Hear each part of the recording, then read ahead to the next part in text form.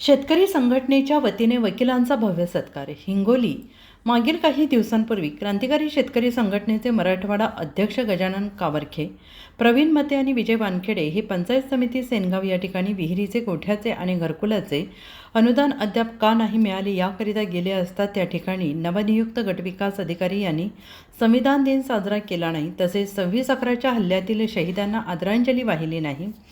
गजानन कावरखे यांच्या निदर्शनास आले आणि त्या ठिकाणी अधिकारी कर्मचारी उपस्थित नसल्याचे दिसून आले. या अनुषंगाने गजानन कावरखे यांनी सोशल मीडियाच्या माध्यमातून लाईव्ह करून पंचायत समितीचा कारभार जनतेसमोर आणला होता.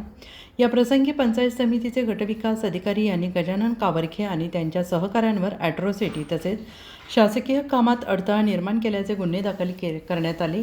त्यानंतर ॲडव्होकेट पद्माकर पुरी, योगेश खिलारी यांनी शेतकऱ्यांसाठी निःशुल्क केस लढून अटकपूर्व जामीन करून घेतले.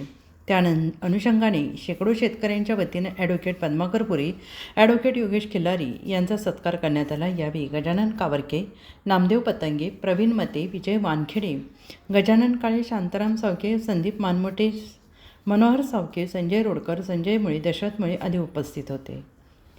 अजिंक्य महाराष्ट्र न्यूज सोबत सिकंदर पठाण, सेनगाव, हिंगोली.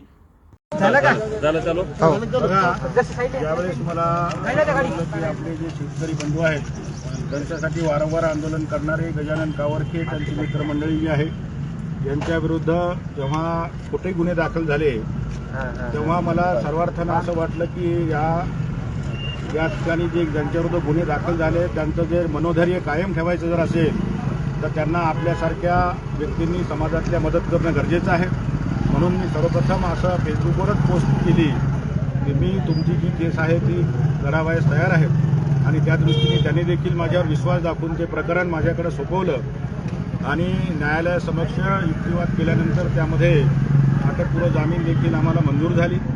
परंतु या सर्वांमध्ये हे करण्याचं कारण असं होतं की या शेतकरी पुत्रांना असं कुठेही वाटलं नाही पाहिजे की आपण ज्यांच्यासाठी लढतो त्यांच्याकडूनच आपल्याला आधार मिळत नाही आणि इथून पुढेही अशा प्रकारचे जे काही आंदोलनं होतील आणि त्या आंदोलनामध्ये अशा जे काही खोट्या केसेस किंवा कोणत्याही केसेस जर होतील तर मी मनस्वी ठरवलेलं आहे की या सर्व शेतकरी पुत्रांच्या केसेस ज्या आहेत त्या विनामूल्य चालवायच्या आणि त्यांना न्याय मिळवून द्यायचा.